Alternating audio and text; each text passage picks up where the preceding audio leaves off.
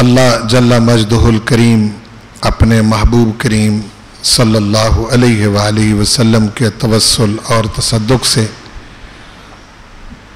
मेरी और आप सब की हिफाजत फरमाए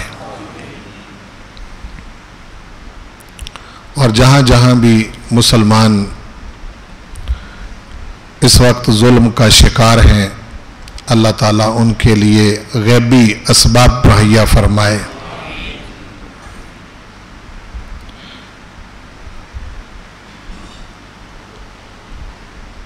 इस वक्त जो दुनिया में मुसलमानों की हालत ज़ार है, अगर हम उसका जायज़ा लें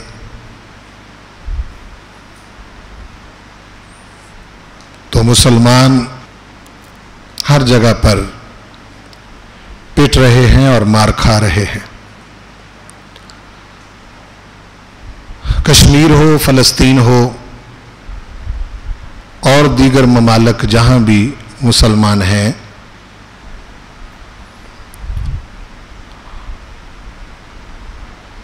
इनकी सूरत हाल का जो सबब है वो एक मुसलमान होने की हैसियत से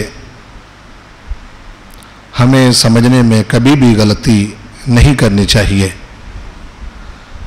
कि हम अपनी असल तालीम से दूर हैं। यानी जहाँ हम आज़ाद भी हैं, हमें मसला नहीं है, वहाँ भी हम अपने दीन के मुताबिक ज़िंदगी बसर नहीं करते। हमें कोई खुशी का मौका मिल जाए तो हम अपनी खुशियाँ दीन के मुताबिक सेलिब्रेट नहीं करते। हमें कोई गम पहुंच जाए तो हम अपने गम भी दीन के मुताबिक अमल पैरा नहीं होते। गम और खुशी ये ज़िंदगी का हिस्सा है और इंसान इन दो में से किसी एक हालत में ज़रूर रहता है, या वो गमगीन होता है या वो खुश होता है। दीन इस्लाम के अंदर हर चीज़ का उसूल हमको अता किया गया है। हमारा उससे बेखबर रहना और नावाकिफ रहना ये हमारी खता है। एक बात तय है जिसको हमें बड़े वसूख के साथ और बड़े यकीन के साथ समझ लेनी चाहिए और उसका इदराक होना चाहिए। मैं इसका गाहे गाहे जिक्र भी करता रहता हूं। जहां तक इस्लाम का ताल्लुक है तो इस्लाम कभी भी मगलूब नहीं होगा।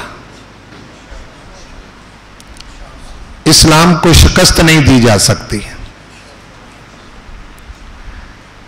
इस्लाम की बात कर रहा हूं, मुसलमान की बात नहीं कर रहा।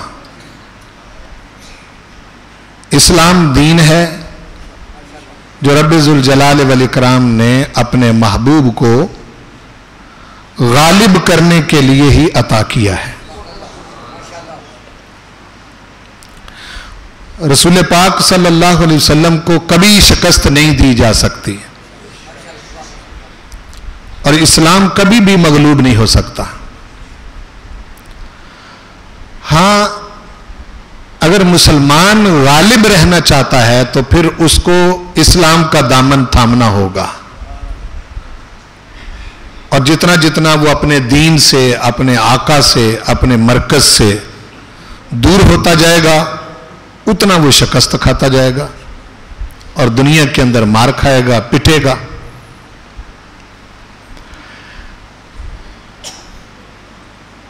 और हम जिस वक्त मार खाते हैं गैरों से, उस वक्त हम उसका मदावा और उसका इलाज भी उन्हीं के पास ढूंढते हैं जिन्होंने हमें उस सूरत-ए-हाल में मुब्तला किया होता है। ये बहुत बड़ा अलमिया है। मैं एक बहुत अहम बात आपके गोश गुजार करना चाह रहा हूं, इसको आप समझें। अक़वामे मुत्तहिदा यूएनओ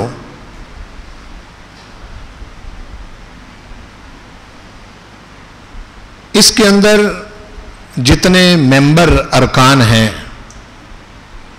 उनमें मुसलमानों की जो रेशो बनती वो 20% बनती है। अक़वामे मुत्तहिदा के अंदर हमारी नुमाइंदगी 20% है, 80% दूसरी कौमें हैं। लेकिन अक़वामे मुत्तहिदा के अंदर 20% नुमाइंदगी होना ये छोटी बात नहीं है, ये बहुत बड़ी बात है। और हैरत यह है कि सलामती कौंसिल, जिसका आजकल बहुत शोर मचा हुआ है और ख़ास तौर पर मुल्क पाकिस्तान में ये बड़ी कामयाबी समझी जा रही है कि जी सलामती कौंसिल ने, सिक्योरिटी कौंसिल जो है उसने नोटिस ले लिया है कश्मीर का। ये हो रहा है ना जी। आज 16 अगस्त 2019 पाकिस्तान के टाइम के मुताबिक 7 बजे सिक्योरिटी कौंसिल का इजलास है कश्मीर इशू पर। और हमारी हुकूमत समझ रही है और हमारे लोग समझ रहे हैं कि ये बहुत बड़ी हमारी कामयाबी है कि उन्होंने इसका नोटिस ले लिया है।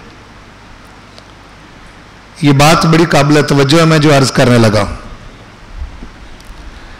अब सिक्योरिटी काउंसिल के मेंबर कितने हैं? 15।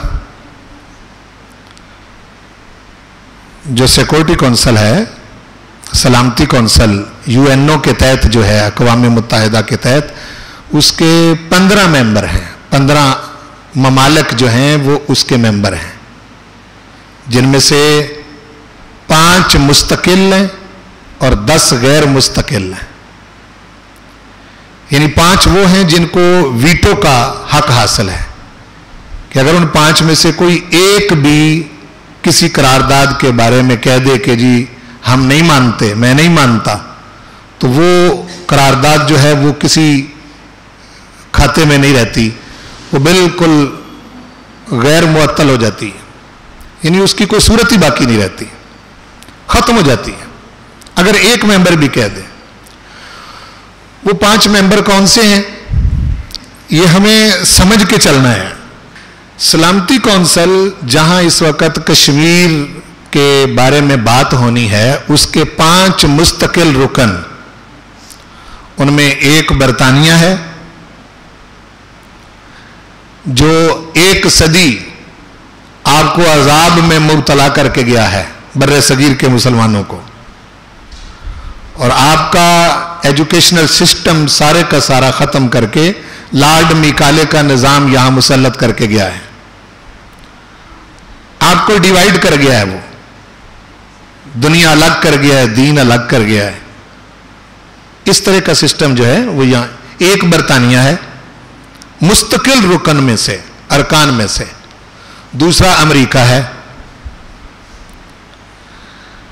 तीसरा चाइना है, और चौथा फ्रांस है, और 5वां रूस है, रशिया।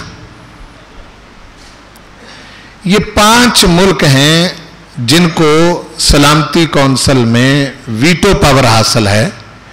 वीटो पावर का मतलब यह है कि कोई करारदाद पेश की जाए, इन 5 में से कोई एक इनकार कर दे तो वो करारदाद पास ही नहीं हो सकती। 5 के 5 गैर मुस्लिम हैं जी, 5 के 5 गैर मुस्लिम हैं। बरतानिया को कितना दर्द है कश्मीर का? कश्मीर को تو यहां से बरतानिया बर्रे सगीर से निकलते हुए कश्मीर को बोन ऑफ कंटेंट, लड़ाई की हड्डी तो वो खुद बना के गया है। वो कैसे चाहेगा कि यह हल हो? अमेरिका आपका कितना खैरखा है? जब से पाकिस्तान बना है उसकी खैरखाई सबके सामने है। हमारा हर हुक्मरान जो है उसको उन्होंने इस्तेमाल किया है। प्रेसलर तरमीम यहां कौन लाया था? अमेरिका लाया था। प्रेसलर उनका एक सफीर था जो पाकिस्तान में आया, उसने 3 एजेंडे दिए थे। एक ये था कि पाकिस्तान का एजुकेशन सिस्टम बदला जाए, इसमें से कुरान मजीद और जिहाद को खारिज किया जाए, एक एजेंडा ये था। दूसरा एजेंडा यह था कि औरत को इतना आजाद कर दिया जाए कि उसके मां बाप का भी उस पर कोई असर ना रहे। तीसरा एजेंडा जो है वो आईने पाकिस्तान के अंदर 295C को खत्म करना था। ये प्रेसलर तरमीम के 3 मेन एजेंडे थे जो मुल्क पाकिस्तान पर मुसल्लत किए जाने थे। वक्त गुजरता गया, ना हो सके। किसी से कोई एक, किसी से दूसरा, किसी से तीसरा, इस तरह का सिलसिला जो है होते होते ये जो वाकयात आपके सामने होते हैं ना, ये आसिया मसीह का केस, गाजी मुमताज हुसैन कादरी रहमतुल्लाह अलैह का केस, और इसके अलावा ये सब कड़ियां उसी के साथ जाके जुड़ती हैं। हम महान नुकसान कर चुके हैं, बहुत ज्यादा, लेकिन अभी तक ये मसला हल नहीं हुआ। 5 मुस्तकिल रुकन जो हैं सलामती कौंसिल के, बरतानिया, अमेरिका, चाइना, फ्रांस और रूस, इनमें से एक भी मुस्लिम मुल्क नहीं है। रूस, रशिया आपका खैरखा है, फ्रांस आपका खैरखा है। फ्रांस में आपके पैगंबर के खिलाफ खाके बनाए गए। इसी तरह ले दे के एक मुल्क रह जाता है, चाइना, जो हमारे हमसाया में है। उसके भी पाकिस्तान के साथ अपने मफादात हैं, वो दीन इस्लाम के तौर पर आपके साथ नहीं है, बल्कि चाइना में बनने वाली प्रोडक्ट्स जो हैं, उनकी जो अशिया हैं, उनकी सबसे बड़ी मंडी पाकिस्तान है। सबसे बड़ी मंडी जो है वो पाकिस्तान है। छोटी से छोटी चीज से लेके बड़ी से बड़ी चीज आप अपने बाजार में निकल जाएं, वो किसकी है? चाइना की। सनती तौर पर उसने आपको मफलूज किया हुआ है। हमारे मुल्क के जो सनतकार हैं, जो कुछ चीजें बनाने वाले हैं, वो उस कास्ट के मुताबिक जब चीज लेकर जाएंगे, तो चूंकि इनके पास इतना सरमाया नहीं है, तो चाइना जो है वो लो रेट पे, यानी थोड़ी कीमत में वही चीज आपको मुहैया करता है, तो आप अपने मुल्क की चीज नहीं खरीदते, दूसरी खरीद के उससे गुजारा कर लेते हैं। इससे आपके मुल्क की सनत का सारा बेड़ा गर्क हो जाता है, और हो गया है ना जी। इसी तरह तो चाइना के मुल्क पाकिस्तान के अंदर अपने मफादात हैं, सी पैक का मसला हो या दीगर हो। ये 5 मुस्तकिल रुकन हैं सलामती कौंसिल में, जिसका आजकल अखबारों में, टीवी पर हमारे एंकर और पढ़े लिखे लोग जो हैं वो कश्मीर इशू पर वो कह रहे हैं कि जी हमारी बहुत बड़ी कामयाबी है कि वो इस पर बात करने के लिए आमादा हो गए। 5 बड़े बदमाश जिन्होंने पूरी दुनिया को मुसीबत में मुब्तला किया हुआ है, वो आपका मसला हल करेंगे? सवाल ही पैदा नहीं होता। अच्छा, इसके अलावा फिर कोई 3 साल से यह स्ट्रगल जारी है कि ये जो 5 मुस्तकिल रुकन है जिनको वीटो पावर हासिल है, इनके साथ कुछ और मुल्कों को भी शामिल किया जाए। उनमें 3 सालों के अंदर उन्होंने जिन मजीद 5 سے زائد ملکوں کا انتخاب کیا ہے، اس میں 4 ملک ہیں. میں اس پر پوری سٹڈی کر کے آیا ہوں. ایک ان میں انڈیا ہے اور ایک جاپان ہے، ایک برازیل ہے اور ایک جرمنی ہے. ان 4 ملکوں کے اندر ووٹنگ ہونی ہے سلامتی کونسل میں. جس کو ووٹ زیادہ ڈلیں گے وہ ایک اور مستقل رکن بن جائے گا سلامتی کونسل کا. اس کے لیے انڈیا جو ہے وہ پر تول رہا ہے. غیر مستقل رکن جو ہیں وہ 11 ہیں. 10 ہیں. غیر مستقل رکن کتنے ہیں؟ 10. انڈیا ان میں شامل ہے. پاکستان تو سلامتی کونسل کا رکن ہی نہیں ہے. کیا کہہ رہا ہوں؟ پاکستان جو ہے وہ سیکورٹی کونسل جو ہے اس کا رکن ہی نہیں. وہ اس کو ممبر تسلیم ہی نہیں کرتے.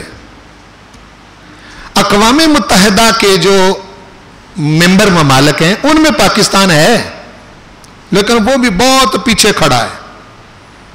OIC آپ کی جو تنظیم ہے مسلم ممالک کی، اس کے سارے ارکان تقریباً جو ہیں وہ اقوام متحدہ کے رکن ہیں لیکن ان کی کوئی حیثیت ہی نہیں. ان میں سے میں ایک ملک کی، یہ جو ڈو مور کا مسئلہ ہوتا ہے کہ جی اور کرو اور کرو اور کرو، اس میں ایک ملک کی مثال آپ کو دیتا ہوں. اس کو آپ سمجھیں کہ اتنا کچھ کرنے کے باوجود وہ ملک کہاں کھڑا ہے. ترکی کی مثال میں آپ کے سامنے رکھتا ہوں. خلافت عثمانیہ کے بعد ترکی کو اتنا انڈر پریشر کیا گیا کہ اس سے ہر وہ کام کروانے کی کوشش کی گئی جو مغربی طاقتوں اور ان ملکوں کی مرضی تھی. جو ان ملکوں کی مرضی تھی انہوں نے کہا کہ یہ کرو. مثلا پاکستان نے ابھی تک اسرائیل کو تسلیم نہیں کیا، نہیں نہ کیا، اور بھی بہت سارے ملکوں نے نہیں تسلیم کیا. ترکی 45 سال پہلے اسرائیل کو تسلیم کر چکا ہے. کیا کہہ رہا ہوں میں؟ کتنے سال پہلے؟ 45 سال پہلے وہ اسرائیل کی ریاست کو تسلیم کر چکا ہوا ہے. یعنی چاہیے تھا نا کہ جب مغربی ملکوں نے یا غیر مسلم ملکوں نے اس کو اتنا پریشر میں لائے کہ اس نے اس کو تسلیم کر لیا تو پھر اس کو کوئی حیثیت دی جاتی. کیوں بھائی؟ اس کو کوئی حیثیت دی جاتی نا. 45 سال پہلے تک ترکی اس کو تسلیم کر چکا ہے اسرائیل کو. آپ کو معلوم ہونا چاہیے کہ اسرائیل کا اور ترکی کا جو ہے وہ ایئر بیس کا بھی آپس میں معاہدہ ہے. اتنا تھوڑا، ایک غزہ کی پٹی ہے 20 میل لمبی اور 7 میل چوڑی، اس نے ان کو مصیبت ڈالی ہوئی ہے. ان کے پاس اور کچھ بھی نہیں، پتھر ہیں یا لکڑیاں ہیں جن کو آگ لگا کے وہ ان سے معاہدہ کرتے ہیں، مقابلہ کرتے ہیں. اور پوری غیر مسلم طاقتیں اسرائیل کے پیچھے ہے نا ایسا. تو ترکی نے کتنے سال پہلے کا تسلیم کیا ہوا اسرائیل کو؟ آپ نے تو ابھی تسلیم ہی نہیں کیا. آپ سے تو ابھی صرف کہا جا رہا ہے کہ تسلیم کر لیں. اور آپ کے جو حکمران گزرے ہیں نا موجودہ یا پچھلے، ان کو تسلیم کرنے میں مسئلہ نہیں. پاکستان کی عوام کے اندر ابھی تک روح محمدی تڑپ رہی ہے. یہ ڈرتے ہیں ان سے، ورنہ آپ کے حکمرانوں کو کوئی مسئلہ نہیں ہے. وہ موجودہ حکمران ہو یا پچھلے حکمران ہو، ان کو تسلیم کرنے میں کوئی مسئلہ نہیں ہے. پھر ہمیں کہا جاتا ہے کہ جی جس وقت عراق کے ساتھ جنگ ہوئی امریکہ کی، انہوں نے کہا جی پاکستان اپنی فوج دے. تو پاکستان نے تو نہ دی، لیکن ترکی نے 3000 سپاہی پوری بریگیڈ جو ہے یہ کوریا کے خلاف امریکہ کو سپورٹ کیا. یعنی جو انہوں نے کہا وہ کیا. حالانکہ ترکی کا کوریا کے ساتھ کوئی झगड़ा नहीं है, ना कोई फसाद है। उन्होंने कहा कि अगर हमारे साथ तुम अगर बावकार रहना चाहते हो, तुर्की को कहा अगर दुनिया के अंदर बावकार बनना चाहते हो तो फिर हम तुम्हें कहते हैं कि कोरिया के खिलाफ हमारी मदद करो। 3000 सिपाही तुर्की ने अमेरिका की फौज के साथ कोरिया के खिलाफ खड़े किए। फिर कहा जाता है कि जी जो नेटो की फौज है इसके साथ मतलब यह है कि अपनी फौज को शामिल करो और एड दो।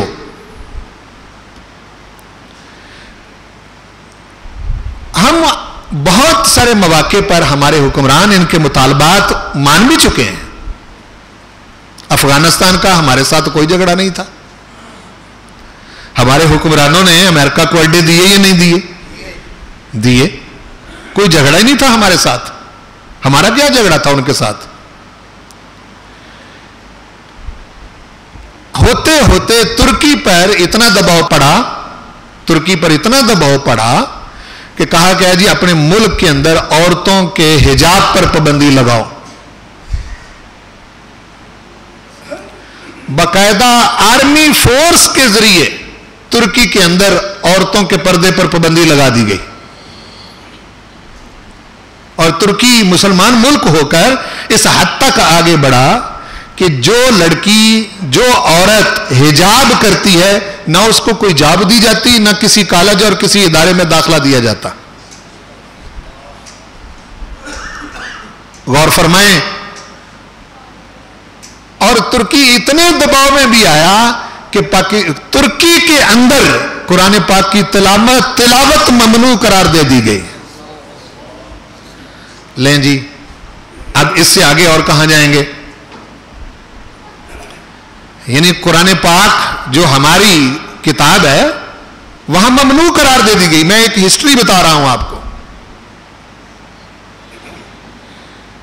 इतना कुछ करने के बावजूद, इतना कुछ करने के बावजूद तुर्की सलामती कौंसिल का रुकन नहीं है। मेरी बात को समझे? आप तो अभी शुरू हुए हैं ना कुछ बातें मानने के लिए। इतना करने के, औरतों के हिजाब पर पाबंदी, कुरान पाक की तिलावत पर पाबंदी, हाँ जी, नेटो की फौज के साथ बाकायदा शिरकत, इमदाद साथ, जिन मुल्कों के साथ झगड़ा भी नहीं, बिल्कुल गांव के किसी उस बदमाश चौधरी की तरह जो किसी कमजोर आदमी को दबाना चाहे तो वो बड़े बड़े शैतानों को साथ लगा लेता है। सब साथ है। इंडिया तो सलामती कौंसिल का गैर मुस्तकिल रुकन है, मुस्तकिल नहीं, 5 में से नहीं, लेकिन वो जो 10 हैं उनमें से एक इंडिया है। उन्होंने फौरी तौर पर जो इजलास बुलाया है इसमें मुझे एक खदशा भी है जिसका मैं जिक्र कर देता हूं। हो सकता है कि इनकी बात पहले हो चुकी हो कि वो जो हिंदुस्तान का आईन है उसमें से तुम ये शिक खत्म करो, शोर पड़ेगा, आना तो हमारे ही पास है, उसके बाद हम ले दे करके झगड़ा करके तुम्हारे हक में फैसला कर देंगे। ये एक खदशा है। इतनी जल्दी सलामती कौंसिल का कश्मीर इशू पर आमादा हो जाना कि इधर से पाकिस्तान दरखास्त दे और उधर से जनाब वो तैयार हो जाए उस पर बहस करने के लिए, इस इशू पर बोलो बहस करने के लिए। मुझे पता नहीं नतीजा क्या निकलेगा, मैंने एक खदशे का इजहार किया है। ऐसा हुआ तो इन हालात के अंदर जो है वो मुसलमानों को क्या करना चाहिए? उसमें एक सूरत हाल तो यह है कि मुसलमान ये ज़हन बना बैठे कि नहीं जी हमारे किए से कुछ हो ही नहीं सकता। ये शिकस्त खुर्दगी है। रसूल पाक का उम्मती एक भी हो तो वो कायनात के अंदर बहुत बड़ी ताकत है।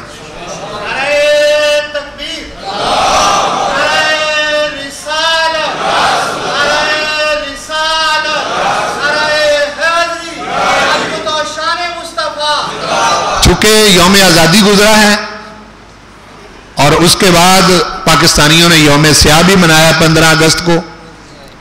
میں ان حالات کے تناظر میں بات کر رہا ہوں. پاکستان کو معمولی نہ سمجھیں,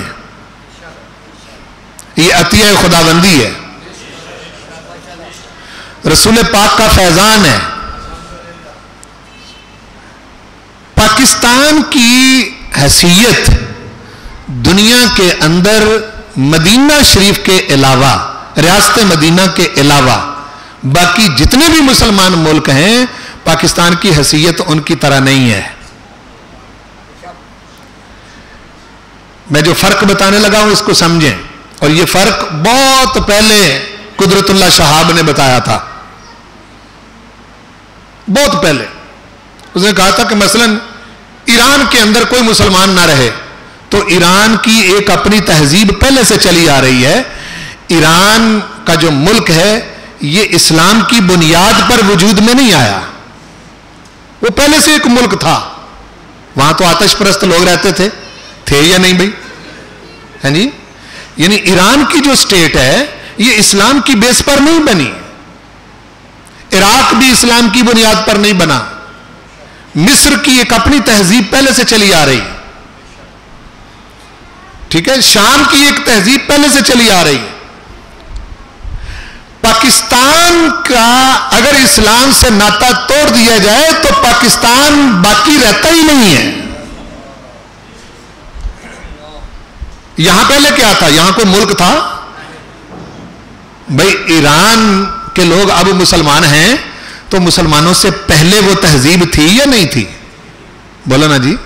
عراق بھی پہلے تھی, مصر بھی پہلے اس کی تہذیب چل رہی تھی.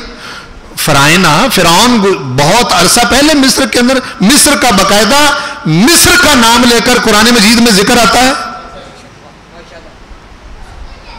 آپ سمجھیں یا نہیں سمجھے؟ پاکستان کا جو ایریا ہے, جتنے ایریے کے اندر پاکستان ہے, اس خطے کے اندر پہلے کون سی حکومت تھی؟ کوئی نہیں. چھوٹے چھوٹے قبیلے تھے, گروہ تھے, قومیں تھیں, سارے تھے. جس کو پاکستان کہتے ہیں اس کی بیس صرف اور صرف رسول پاک کی غلامی ہے.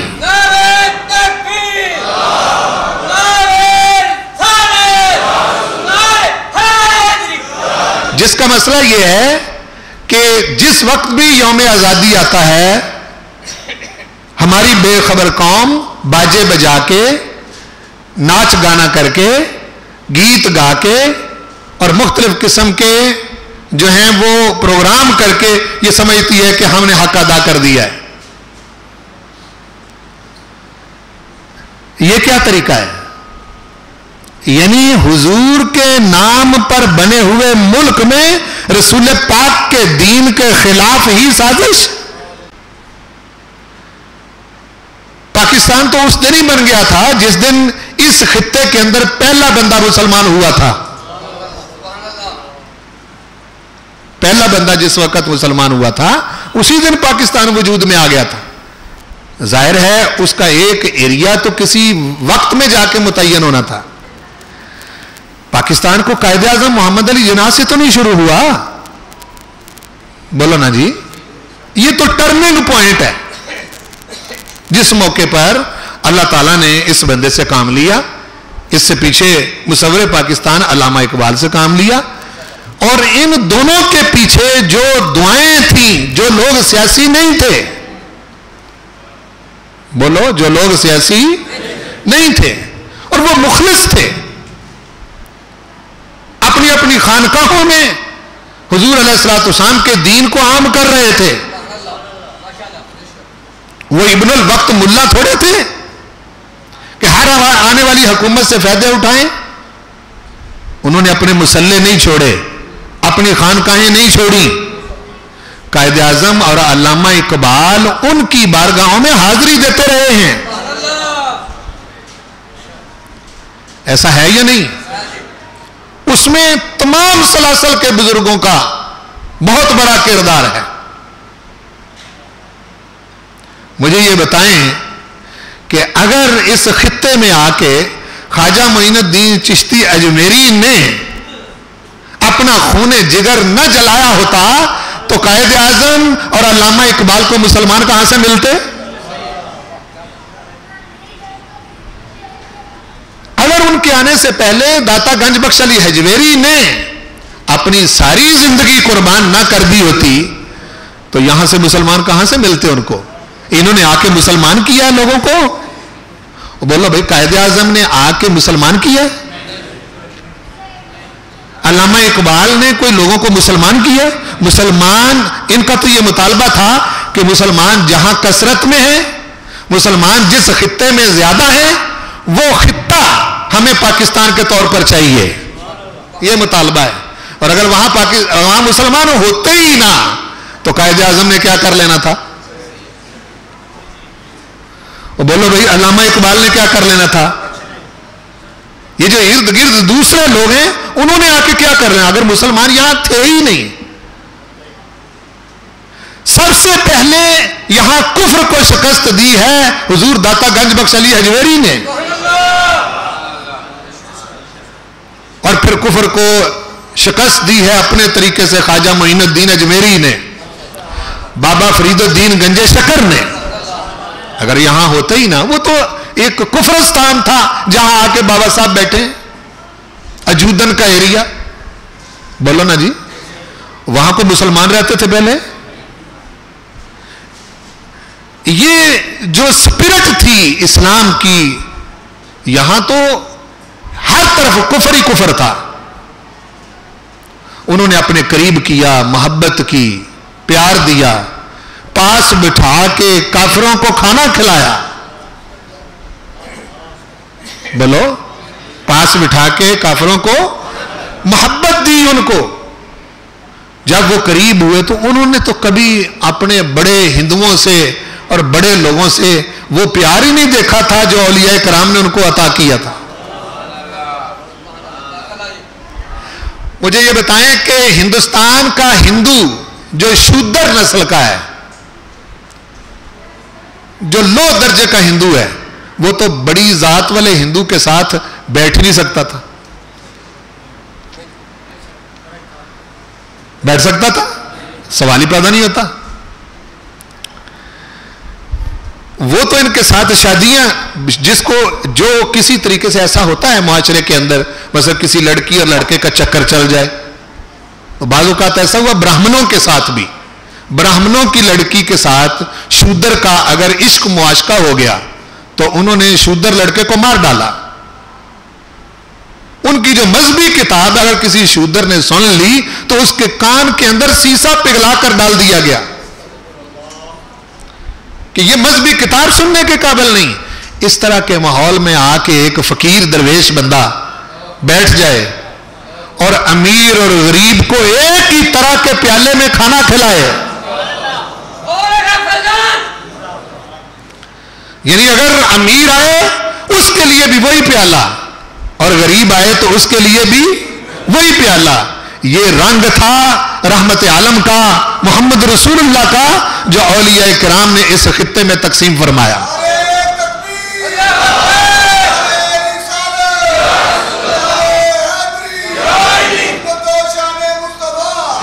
آج ہماری قوم 14 اگست میں حضور داتا گنج بخش علی حجویری کو یاد کرتی، غلطی ہے یا نہیں؟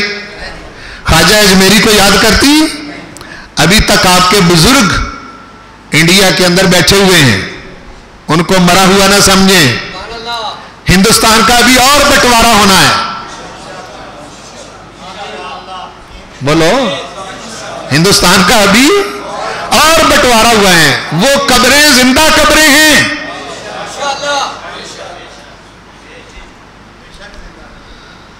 ہندو سکھ ہر طرح کے لوگ ان کی بارگاہ میں حاضر ہو رہے ہیں، تو کبھی تو پلٹیں گے نا، ورنہ مذہب دوسرے کا بندہ ہو اور خواجہ معین الدین چشتی اجمیری کی قبر پر حاضر ہو، کوئی بات سمجھ آتی ہے؟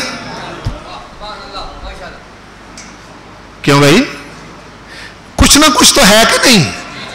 اور ہمارا حال دیکھ لیں، ہم جب یوم آزادی مناتے ہیں پاکستان کی، اور ہم کیا کرتے ہیں؟ زیادہ سے زیادہ وہ वो जिन्होंने खेती तैयार की थी उनका निशान ही कोई नहीं।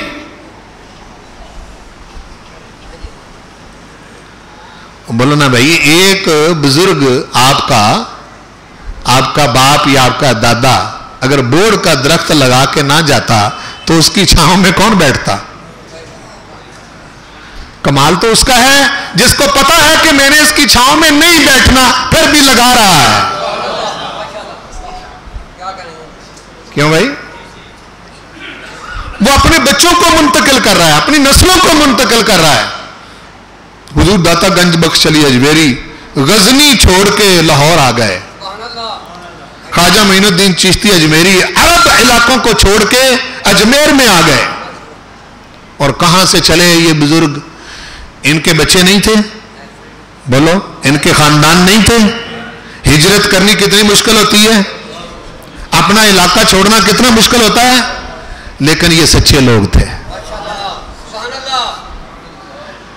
इसी चीज को छोड़ के तो आप मार खा रहे हैं।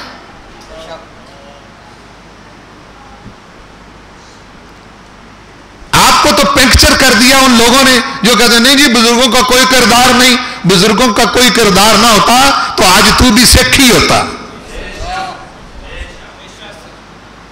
मेरी बात को समझे। इनका एहसान है कि तू आज ला इलाहा इल्लल्लाह मुहम्मद रसूलुल्लाह पढ़ रहा है।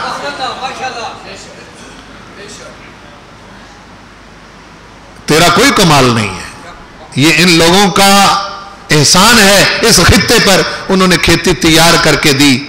चलें, रब्बे जुल जलाल वल इकराम का फजल है, वो जिसके चाहे सर पर चाहे अजमत का ताज रखे। हमें कायद-ए-आज़म मोहम्मद अली जिन्ना से नफरत नहीं है, हम उनसे मोहब्बत करने वाले लोग हैं। हमें अल्लामा इकबाल से कोई बुग़्ज़ नहीं है, कोई अदावत नहीं है। वो एक मुफक्किर हैं, हमारी मिल्लत का सरमाया है, बहुत रूह फूंकी है उन्होंने। लेकिन पाकिस्तान को एक दो हस्तियों के साथ जोड़ के और फिर उनका भी जिक्र छोड़ दिया। मैंने अपने फेस पेज पे अल्लामा इकबाल की तहरीरें और कायद-ए-आज़म मोहम्मद अली जिन्ना की तहरीरें लिख के लोगों को कहा है। मैंने कहा चलो किसी मौलवी की ना सुनो, कायद-ए-आज़म तो मौलवी नहीं ना। क्यों भाई? वो मौलवी के साथ तुम्हें चलो कोई दुश्मनी होगी,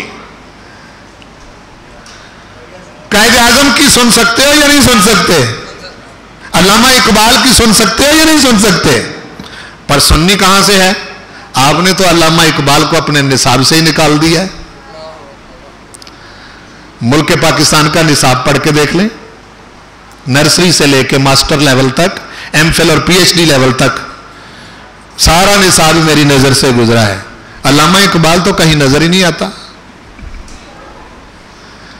जो कौम अपने मुफक्किर को भूल जाए और बस तवक्को रखे कि जी हमारी ये हो जाएगा वो हो जाएगा, क्या हो जाएगा? कुछ भी नहीं होगा। हाँ, बहुत कुछ हो सकता है अगर हम सब यौम आजादी पर अहद करें कि अव्वलन हम सबसे पहले अपने आका मोहम्मद रसूलुल्लाह के गुलाम हैं। और ये मुल्क पाकिस्तान औलिया का फैजान है। कोई पीर सैयद जमात अली शाह को भूल सकता है तहरीक पाकिस्तान के किरदार में? पीर ऑफ मानकी शरीफ को भूल सकता है? पीर ऑफ ज़कोड़ी शरीफ को भूल सकता है? जिन्होंने ये तक कह दिया कि हमारे साथ किसी का मुरीदी का ताल्लुक ही नहीं अगर वो पाकिस्तान के लिए वोट नहीं देता तो। हाँ जी, हाँ, ये लोग इस दौर के बड़े बड़े पेटों वाले मुल्लाओं की तरह नहीं थे। जो पीपल्स पार्टी की हुकूमत आई तो तब भी फिट, मुस्लिम लीग नून की हुकूमत आई तो तब भी फिट, कोई और आया तो तब भी, हर मुआशरे के अंदर, हर कबीना के अंदर फिट। और पेट देख लें कहां तक बढ़ गए खा खा के, इतने फिट हैं ये। और जिस वक्त अनफिट हुए फिर शोर डालना शुरू कर दिया। कन्वर्ट हुए तो शोर डालना शुरू कर दिया। समझो लोगों, समझो तुम पाकिस्तानी हो। पाकिस्तान का मतलब है पाक जमीन। क्या है? पाक जमीन। और पाक चीजें कलमे से होती हैं। चीजें पाक किससे होती हैं? कलमे से चीजें पाक होती हैं। कलमा है जो रूह को पाक करता है, कलमा है जो जिस्म को पाक करता है, कलमा है जो मुआशरे को पाक करता है। जब आपने कलमे को ही निकाल दिया तो फिर आप इसका नाम जो है वो पाकिस्तान कैसे रख सकते हैं? पाकिस्तान और रियासत मदीना की आपस में बड़ी गहरी मुमासलतें हैं। वाहिद दुनिया के खित्ते पर 58 इस्लामी मुल्कों में भी पाकिस्तान है जो नजरिए की बुनियाद पर बना है, और हमारी कौम नाच गाना करके इसको गुजार देती है। कोई एक टीवी चैनल भी इल्ला माशाअल्लाह कोई इक्का दुक्का हो कोई प्रोग्राम, तो मैं कुछ कह नहीं सकता, वो नजरिए पाकिस्तान पर बात ही नहीं करते कि पाकिस्तान बना क्यों था, किस लिए बनाया हुआ था। अल्लाह ताला हमें इसकी समझ नसीब फरमाए।